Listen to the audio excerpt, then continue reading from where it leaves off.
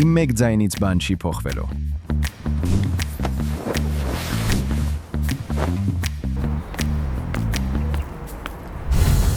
Երբ որոշումը թողնում ես ուրիշներին, ուրիշներն են որոշում քո փոխարեն։ Եթե մասնակցում ես, դառնում է սովորություն և հաղթահարում ես քո անտարբերությունը։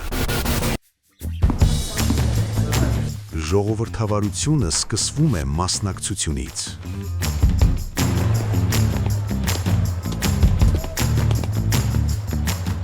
Մեկը գլուխ չես անի։ Չմասնակցելու դեպքում հաստատ գլուխ չես հանի։